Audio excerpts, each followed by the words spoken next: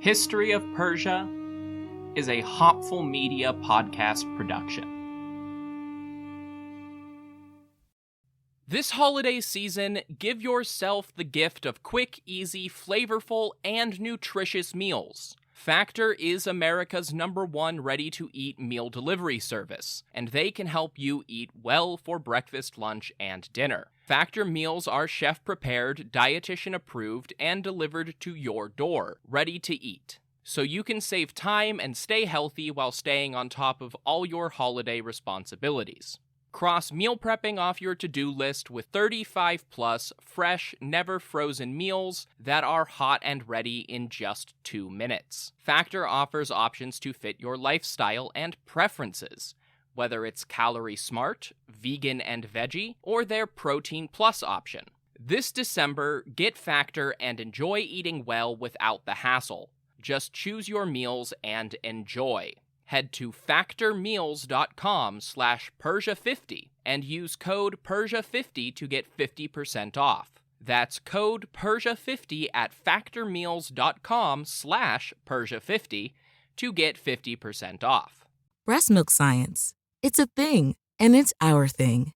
We're By Heart. Our mission is simple: make the best infant formula in the world. We partnered with breast milk scientists, world-class doctors, and passionate parents to write a new recipe from scratch. And while we put a lot into By Heart, there's a long list of things you won't see on our ingredient list, like corn syrup, soy, or palm oil. Curious if By Heart is right for your baby? New customers can shop the starter pack and get 2 cans for the price of 1 at byheart.com/getstarted. This is a limited time offer. Additional terms and conditions apply.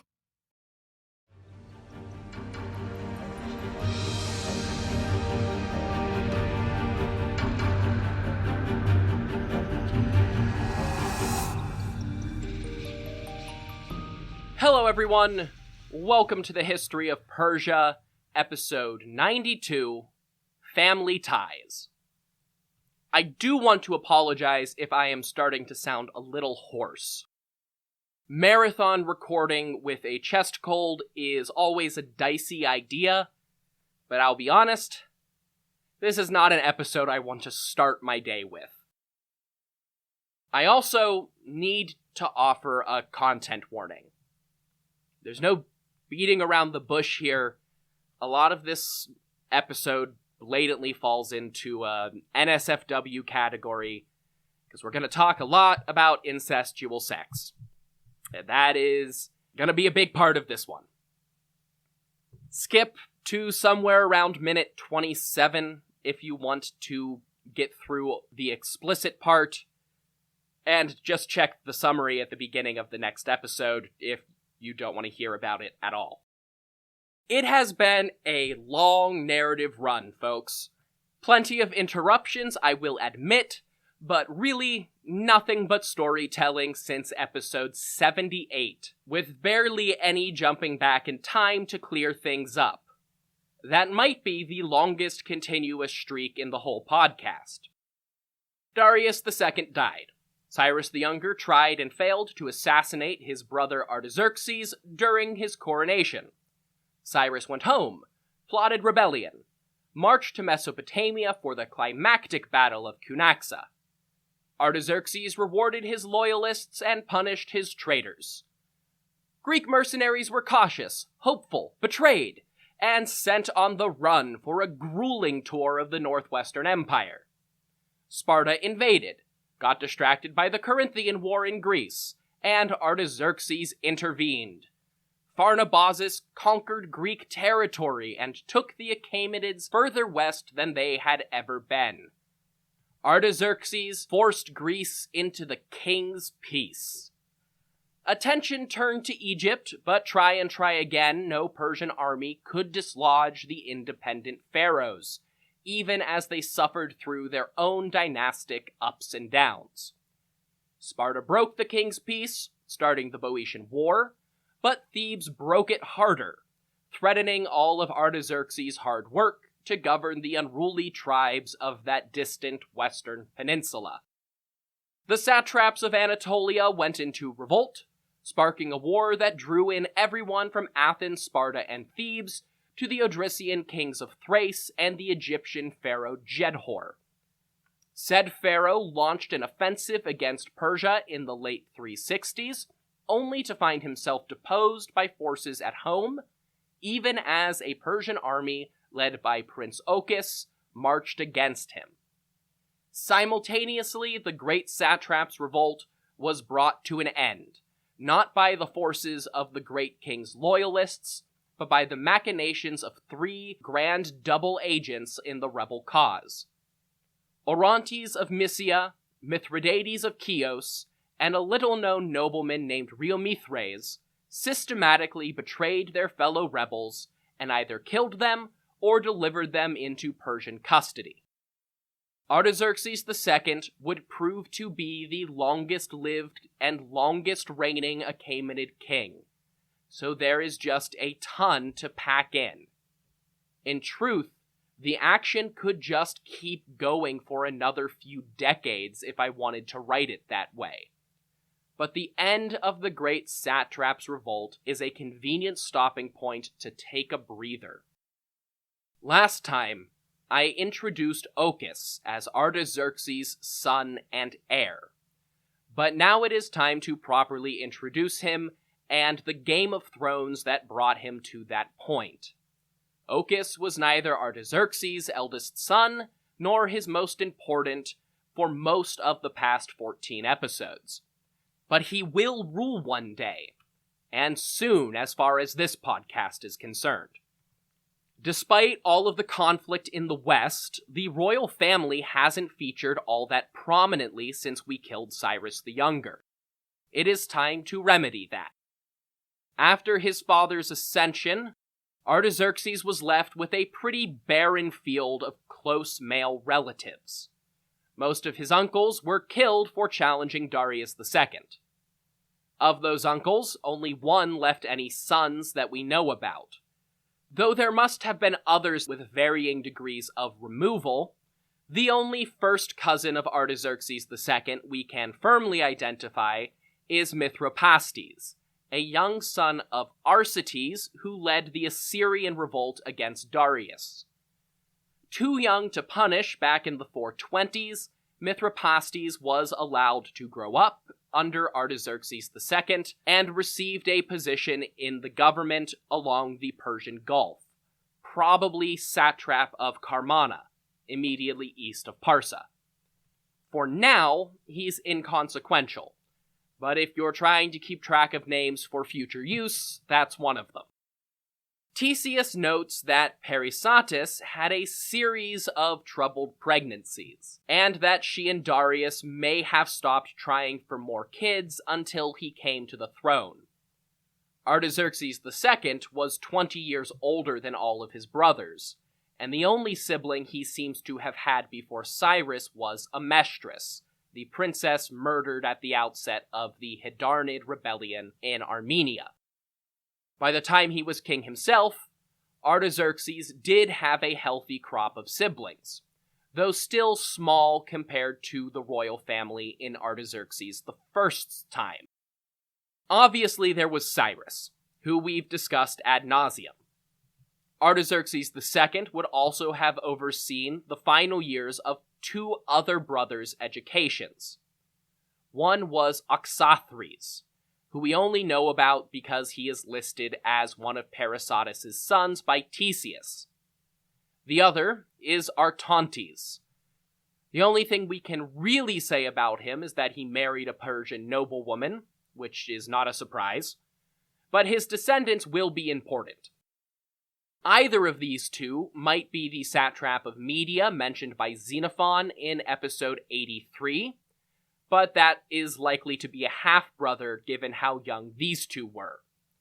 No more than 22 at most for Oxathres, and younger still for Artaxerxes.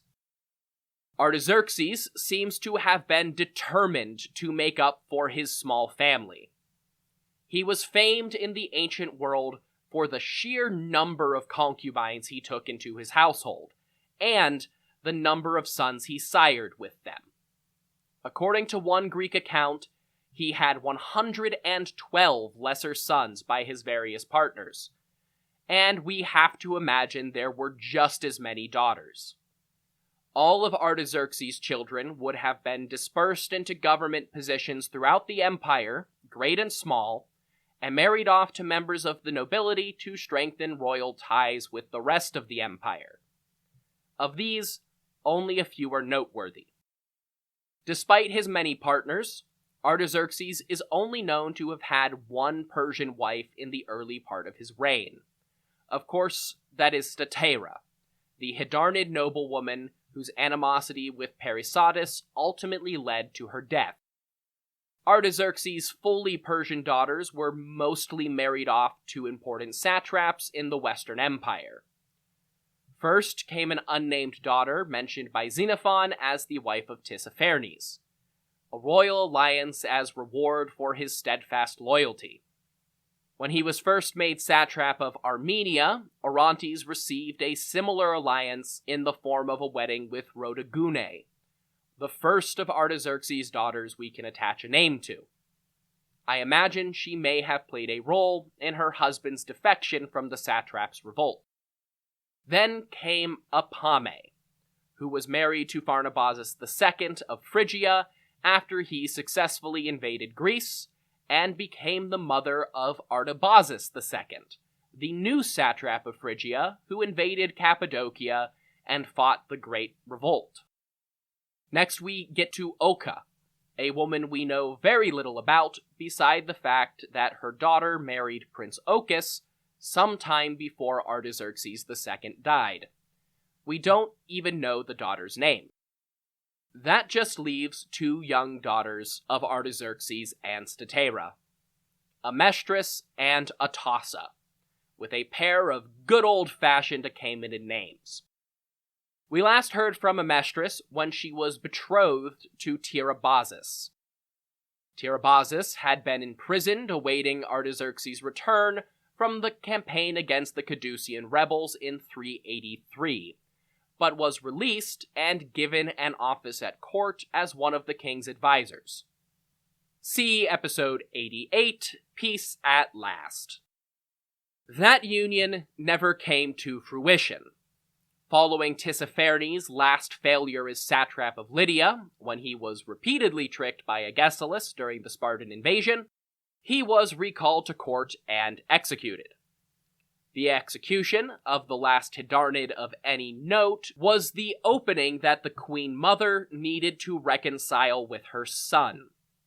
After Tissaphernes' death, Parysatis was allowed to return to court, following her brief exile in Babylon. Even if you are fairly grim and say she gave birth to Artaxerxes in her early teens, Parysatis was getting up there, and would have been minimum 75 by the time Tiribazus was betrothed to Amestris.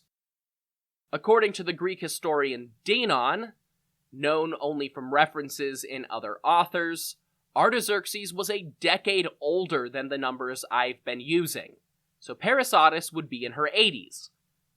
Once back in court, Parysatis set to work influencing her son, and at least in her own mind, strengthening the dynasty.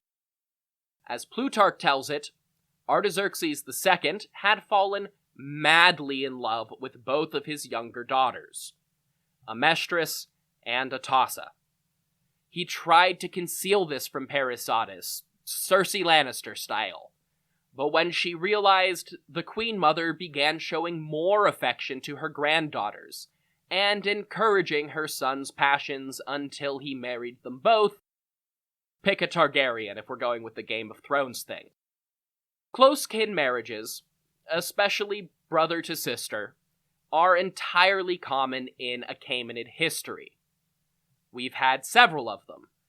Even at this very point in the narrative, Mausolus of Caria was married to his sister Artemisia. However, at least to modern minds, there is probably a big leap in morality and comfort from sibling to daughter as a sexual partner. For one, in any modern context, it screams of the worst pedophilia and abuse. For another, ew. I can't believe these words are going to come out of my mouth. Avoiding defense of incest as much as I can, it's at least worth it to try and understand the context. For one, we're not talking about children. By the time this was happening in the late 380s or early 370s, Statera had been dead for a decade or more, and would have been in her late 40s at minimum when she died, past typical childbearing age in antiquity. The princesses were probably in their late teens or early 20s, so adults by the standard of their time. We're also not looking at a close-knit nuclear family.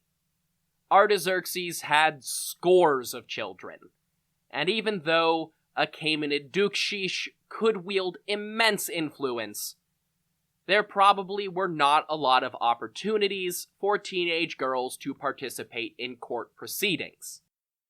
Does that make Plutarch's story of their 65-year-old father lusting after them any less creepy? No. But take Plutarch with the same pinch of salt as any Greek author. Even when they're writing about how good a Persian king was, there is still the recurring theme of Greeks painting the whole East with a broad, sexually decadent, debauched brush. It also brings us to the very touchy subject of Xwedodah. Possibly best known from its prominent and controversial role in the Crusader Kings games, Xwedodah is a Zoroastrian religious concept that is, under at least one understanding, the sanctity of close kin marriage. And it is a Zoroastrian concept. It is not made up. Modern Zoroastrians, and even Iranians more generally, strenuously oppose the interpretation that this means Zoroastrians were marrying and reproducing with their immediate families for generations. There is no evidence for it in any recent Zoroastrian history. No observed instances by Westerners or other outsiders since extensive contact between Iranian and Indian communities began in the 1700s, and minimal historical evidence outside the highest rungs of ancient nobility. It's barely referenced in just 2 medieval Zoroastrian texts, and the Avesta references the word Xwedodah, but never explains what it means. We can say with absolute certainty that close family sexual relationships were never the norm in Zoroastrianism, and are not an important part of recent history. The word Xwedodah itself has been practically poisoned by commentators and popular culture in the West, Iran, and India, using it to malign Zoroastrians as backwards and incestuous. Zoroastrians today combat the worst implications of the word with a number of explanations, all of which are supported to one degree or another by historical sources, both ancient and modern. In the context of the Parsi community around modern Mumbai, it is often explained as the importance of marrying inside the community.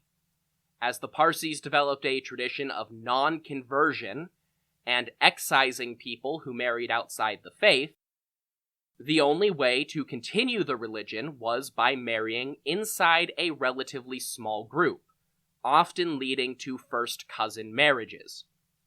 Others argue that references to close family members are meant to be understood as metaphorical, brothers and sisters in faith, and so on. However, it is impossible to deny that ancient kings and priests engaged in incest. So another argument is that Xwedodah was only ever intended for those highest-ranking people who occupied a tier between Ahura Mazda and the Yazadas, and the rest of mortal men. If any of the non-generalized interpretations are correct, this is almost certainly the most accurate way to read things, given the historical evidence of Achaemenid, Parthian, and Sassanid nobles marrying their siblings. Two Zoroastrian sources argue at least partially in favor of the general society-wide interpretation. Book 3, Chapter 80 of the Denkard, a 9th century Zoroastrian theological treatise, references how it is well known in some societies that intercourse with one's children is both, and I am quoting, highly pleasurable and in accordance with religion. Ugh. I'm putting these words out into the world. However, the broader context of the argument being made is not clear on whether or not this was a regular practice or just a theological point in the broader argument against marriages between Zoroastrian and non-Zoroastrian. The second is more detailed. Chapter 8 of the Pahlavi Rivayat pertaining to the Dagestan-i Danig is a long explanation of Xwedodah, included as part of a Parsi priest's explanation of religious laws to one of his counterparts in Iran from the 10th century CE. It lays out the theological underpinnings of why sexual congress between father and daughter is greater than that between mother and son, which is in turn greater than that between brother and sister, and why all three are more holy than other sexual partners. However, it has to be noted that in both the Denkard and the Pahlavi Rivayat, none of these incestuous relationships are ever discussed in terms of marriage. In fact, they are almost exclusively segregated from the conversation in both texts about choosing a permanent legal partner. That's especially noteworthy in the Denkard, where it is brought up in a debate about marriage, but only used as evidence for why Zoroastrian cannot marry Jew. When actually discussing marriage, the author of the Denkard only insists that Zoroastrians should marry inside the faith. Perhaps most notably of all, the Pahlavi Rivayat explicitly states that Xwedodah was no longer practiced in Iran or India, though the author does argue that it should have been. Whenever medieval Zoroastrian texts refer to something that had not been done in a long time, it's a toss-up between something that was actually done in Sassanid Iran or a theological ideal that only exists in the semi-mythical past before humans started screwing up. For our purposes, though, both the Denkard and the Rivayat lay out the theological underpinning for the idea, whether or not it was ever practiced by anybody, and this actually falls bizarrely and uncomfortably into the category of why I find Zoroastrianism so interesting as an outsider. A constant thread through discussions of religious mythology, whether it's the Abrahamic creation story laid out in the Bible and the Quran, or the myths of Greece, Egypt, Rome, and so on, is, wait, but wasn't that incest when the gods did it? Or when the first human couple did it? And if there were just two people populating the earth, weren't all of their kids committing incest too? And basically every religion just kind of looks at the ground and shrugs or writes it off as, well, it was okay because they were too divine for it to count. When faced with the same question, the Zoroastrians of the Middle Ages said yes, it was incest. And that's why these couplings are more holy than any other sex you could be having. If Ahura Mazda is the creator of everything, Then when he created the Ameshaspentas, they were his children. And if the coupling of Ahura Mazda and Spenta Armaiti created Gaimart, the first man, then he must have been their son. So it stands to reason that when Gaimart died and his semen fell to earth, which was the very element represented by Armaiti, then the two new humans that sprung out of the ground were the product of a son and his mother. These divinely created siblings were Mashia and his sister Mashiani, and they produced mankind, children who then paired off and produced many children of their own, eventually populating the whole world. That's at least one version of the Zoroastrian creation story, as told in these chapters explaining Xwedodah. If the gods engage in it, and the first people engage in it, then there must be something special, or so these medieval authors argued. The Pahlavi Rivayat takes this a step further, and prescribes Xwedodah couplings as a way to purify a Zoroastrian community of their ritual contamination, treating incestuous sex as the ritual of purification. But again, and I cannot stress this enough, even the Rivayat itself says that this was never applied in real life, as of the 10th century, and absolutely nothing suggests it was common at any time. But that is Xwedodah. That is the full context of what it could possibly mean, and why it comes up from time to time in discussions of Zoroastrianism.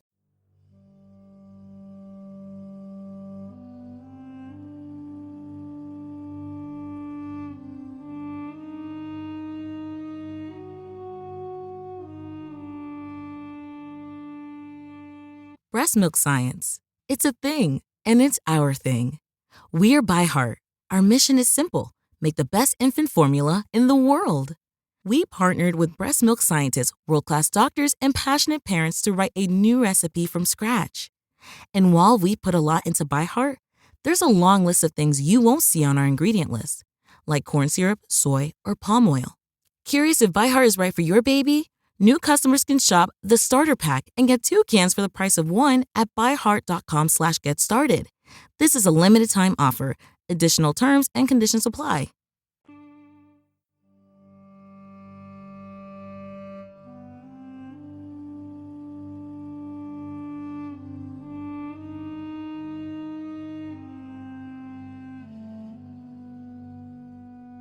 And I included that discussion here to contextualize what is going on with Artaxerxes II and his daughters. Divorced from Plutarch's presentation of a lustful old king and his crafty scheming mother, there are theological implications to Artaxerxes marrying Amestris and Atossa. It was, by at least some religious logic, an act of purification for the dynasty. In fact, as father and daughter, any children could have been perceived as more righteous than any of their half-siblings, or, in fact, more righteous than any Persian royal before them. At 65, it wouldn't be shocking for Artaxerxes to be impotent, but this at least underpins what was happening. He married Amestris first, shifting marriage arrangements for Tiribazus over to Atossa for a time, but then he married her too at Parysatis' urging. That brought an end to both our list of Artaxerxes' daughters and to Tiribazus' hope for a royal wedding. This match would have been one of the Queen Mother's last acts. Nearing 80, she had to have died shortly after the royal weddings, and she isn't mentioned in any of the later drama. Plutarch also notes that Atossa was briefly afflicted with leprosy but cured, meaning that it wasn't actually leprosy as defined today, which was incurable until the 20th century. Ancient sources conflated leprosy with basically any painful skin condition. Herodotus says that the Persians believed leprosy was a punishment by the sun god. which is hilarious to me because that really sounds like it was viewed as a form of permanent sunburn. Given that Atassa was cured, it was probably something like bacterial psoriasis, which would actually line up with the treatment for leprosy given in the Xwedodah. That late Avestan text prescribes washing the afflicted area with cow's urine, which actually does have effective antimicrobial properties. None of this stopped Tiribazus from doing his duty during the Second Caducean Revolt in the late 370s. He marched north with an army, sent to put down the rebels, suffering through harsh conditions in the Eastern Caucasus without so much as a single battle to justify being there. Finally, when they were deep in Caducean territory, Persian scouts reported that the rebellion was being led by two rival Caducean chieftains. Tiribazus formulated a plan to put down the rebels without a fight. He went to one of the chieftains, while his son Artaxerxes went to the other. Both Tiribazus and Artaxerxes warned the Caduceans that their rival had already gone to make terms and swear loyalty to Persia. They told the one they were meeting that he better run along too, or else he would be held up as the only rebel, defeated in battle, and their rival would take over their territory. It worked a charm. Both Caducean factions made peace, and Tiribazus won great acclaim in court for his quick thinking and deception. Tiribazus and Artaxerxes would have returned to Parsa sometime around 370, just as the Great Revolt was starting to take shape in the west. Now just about 75 himself, it was generally assumed that Artaxerxes II wasn't long for this world, even though he remained in good health. Rival factions were beginning to develop at court over the issue of succession, and old wounds were tearing open. Artaxerxes had a number of sons named in our sources, though Mithridates is only known from passing references. Others are more significant. Darius and Aryaspes were the only living sons of Artaxerxes and Statera.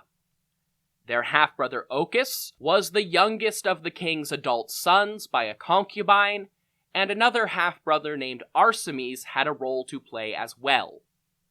As the eldest, Darius was the obvious heir apparent, and everyone at court had basically assumed that would be a fact of life throughout Artaxerxes' reign. However, Darius was already 50 years old, born when his grandfather was still on the throne, and there would always be a party at court that favored the Xerxes precedent. You'd think after Darius II made Artaxerxes his heir and Cyrus was defeated for challenging that, this would be settled. But there was still a movement to favor younger sons who were born after their father became king. Of the available candidates, Ochus was the most charismatic, dynamic, and warlike. Apparently, he had proven his mettle in the east and gained a strong following among the Persian courtiers. Ochus sought out powerful allies who could turn the succession in his favor, and who better than his own sister/new mother-in-law, Atassa?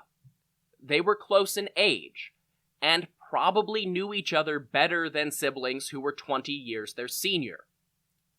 Ochus told Atassa that he would marry her when their father died, and make her his primary consort, the queen mother-to-be, as it were. With their own mother dead, Atassa would become the most powerful woman in the empire.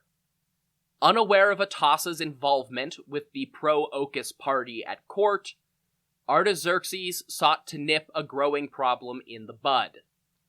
He was old but healthy. He recognized Ochus for what he was, a potential Cyrus the Younger in the making. Plutarch says the king named Darius his heir in the mid-360s. But the details of the story might suggest that it was something more. Darius was allowed to put on the kadaris, the stiff felt cap that the Greeks called the tiara, or the diadem. It was the outward symbol of Achaemenid kingship. To me, this reads a lot more like Artaxerxes promoted Darius to become co-king. Making his eldest son king before he died would make more sense as a tactic than just declaring Darius heir. Darius II had named Artaxerxes heir too, and that never stopped Cyrus the Younger. But if Prince Darius was already king, maybe that would be enough. Though if that were true, it would mean that all of our traditional numbering was off, and we might actually be looking at a premature Darius III elation. But I'll just call him Prince to keep things straight. As part of his ascension to true crown princehood, Darius was allowed to ask his father for a boon. Anything he wanted, and it would be given to him. Darius asked for one of our old friends, Aspasia the Wise, the Greek concubine whose defiance and force of will made her the favorite of Cyrus the Younger. She had traveled with Cyrus to Mesopotamia and was captured in the rebel camp after Cunaxa. For the last 40 years, she had been one of Artaxerxes' concubines, part of the royal household, and an official partner of the king. Now, Darius is committing some breach of etiquette here. It was a crime punishable by death for a man to so much as touch one of the king's sexual partners without permission. The very suggestion that one of his partners could have a child that wasn't his was a threat to royal succession and marriage pacts. For a prince of roughly the same age as the woman in question to openly ask permission to take the king's concubine as his own, it was just short of revealing they had already started an affair. But court protocol demanded that Artaxerxes grant his son whatever he asked for, and if he refused, it would be a slight that all but nullified Darius's recent elevation. So, the king told Darius that he could have Aspasia on the condition that Aspasia herself wanted it. If she refused, Aspasia would remain in Artaxerxes' harem. When Aspasia eagerly went for the prince, it was also tantamount to openly admitting to the affair, and just a few weeks later, Artaxerxes recalled Aspasia to court and ordered her to become a priestess of the Xwedodah Anahita at Ecbatana. Plutarch says this was to keep her chaste, though that flies in the face of basically everything we know about Near Eastern goddess worship, but the point is clear either way. Aspasia was being kept away from Darius as a punishment for their perceived crimes. This led Darius to Tiribazus, another man whose romantic plans had been dashed against the rocks of Artaxerxes II's own desire. Tiribazus told Darius that wearing the royal tiara didn't do him any good if he couldn't enforce his own will. Just look at Ochus. He was all but openly having an affair with the king's Persian wife, and using that to build his own influence at court, even as Darius was proclaimed king to be. Just look at the state of things. Darius was publicly shamed by his father before even fully ascending the throne. What kind of message did that send? Even if Ochus decided not to press his own claim, nobody would ever try to stop him from living out life as prince of the empire. But if nobles thought Darius was weak, well, a king had to convince people that he was worthy of the title, or he would no longer be king. Clearly, his father had no intent of letting Darius exercise any more royal power than he ever had before. But the old king was 80, and nobody would be surprised if he just didn't wake up. Tiribazus and Prince Darius plotted to quietly assassinate Artaxerxes in his sleep. But nobles throughout history have gotten sloppy around their servants, and one of Darius's eunuchs went to the king. Not quite willing to believe it, Artaxerxes laid awake in bed on the appointed night, waiting and watching. Only when he had clearly seen Tiribazus and Darius themselves enter the room did he get out of bed, slam the door on an inner chamber, and shout to rouse his servants and guards. In a panic, Tiribazus tried to fight off the immortals, only to be impaled on a spear while Darius was detained, still standing bewildered inside his father's bedroom. Darius's sons were rounded up as well and taken to Artaxerxes for judgment, but the king couldn't preside over this particular trial.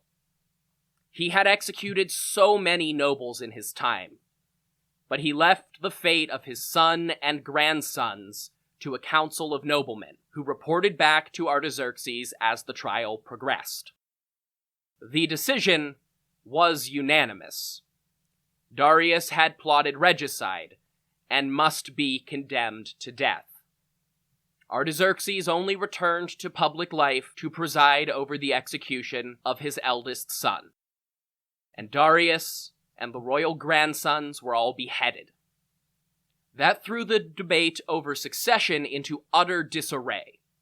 Artaxerxes, the last remaining son of Statera, seemed like the obvious choice, but Ochus had a powerful following, as did their half-brother Arsames. Artaxerxes was seen as a worthy heir to his father's legacy, no nonsense and just in his dealings as a satrap. Arsames had always been one of the king's favorites, and was a devout religious man who must have had strong ties to the Magi and other priestly orders. Ochus began pulling strings, sending his own supporters at court to Artaxerxes while he was away with regular royal duties to govern one of the eastern satrapies. These messengers kept warning Artaxerxes that the king thought he was involved in the assassination plot. They told Artaxerxes over and over that his own father was planning to have him executed, driving the prince to depression and anxiety, until, overwhelmed by a constant trickle of threats against him, Artaxerxes committed suicide. Artaxerxes is said to have been broken by this news. But we're now reaching around 361 BCE, and the king's health was failing anyway. Rather than openly appointing a new successor, or going through the strain of investigating Ochus, he sent Ochus out to lead an army against the Egyptians in Phoenicia, and made Arsames his chief advisor. As the closest and favorite son of the king, the intention was clear enough to the nobility. Arsames would be at court when Artaxerxes died, and Ochus would be far away. With any luck, that would be enough to get Arsames on the throne with enough support to fend off his younger brother. Unbeknownst to anyone else, when Ochus left to fight in the west, he sent an assassin, Arpates, the son of Tiribazus. With his father dead as part of a treasonous plot, this young nobleman must have known there was no way to regain any sort of meaningful position under Artaxerxes or his chosen heirs. Allying with Ochus and ensuring his new friend ascended was the only route to power available, and so Arpates did it. By cover of night and with the assistance of Atassa, he infiltrated the royal palace, slipped into Arsames' apartment with a dagger, and then quietly made his escape. When the sun rose, there was only one contender for the throne left standing. Plutarch attributes Artaxerxes' death to the shock of hearing about Arsames. Given that the king was already dying, that's not hard to believe. But we're not quite ready to kill him just yet. We have 2 religions worth of new developments to cover first. So next time, we are off to Judea, Until then, if you want more information about this podcast, go to historyofpersiapodcast.com. That's where you'll find things like my bio, the bibliography, podcast merchandise, and the Achaemenid family tree. You'll also find the support page where you can help out this project financially. That includes one-time donations, affiliate links, and most importantly, Patreon.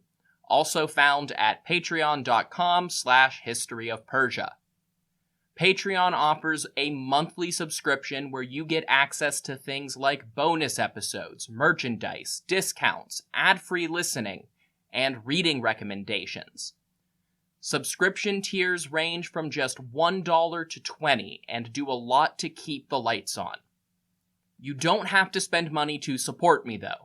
You can also do that by leaving a review on your podcast platform of choice, and most importantly of all, telling other people to listen.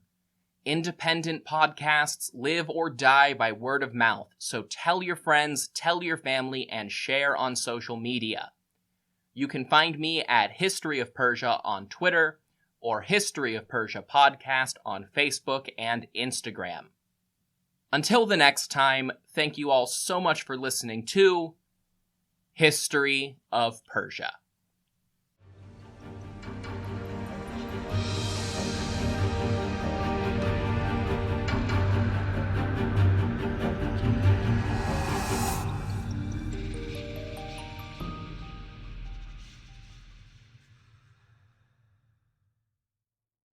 This podcast is brought to you by Royal Fratricide. Attention, princes and kings! Does your empire have 1 million or more subjects? Do you feel like you would do a better job of leading the wayward masses than your idiot brother? Or perhaps you know that he has no right to rule because you were born at a better point in your father's life. Well then, I have a deal you can't pass up. Royal Fratricide. Simply attach 1 bottle of fratricide to the end of your spear and apply it liberally to any siblings you think might threaten your ability to claim the throne. Whether they have your father's favor, a cohort of annoying priests, or just bother you sometimes, Royal Fratricide will secure your position in the history books. Go to historyofpersiapodcast.com/Royal Fratricide and use promo code BROTHERS to get 10% off your kingship today. Royal Fratricide does not take responsibility for any coups, plots, or usurpations resulting from use. This ad is to be considered parody. Hopful Media does not endorse X sides of any sort. Please stab responsibly.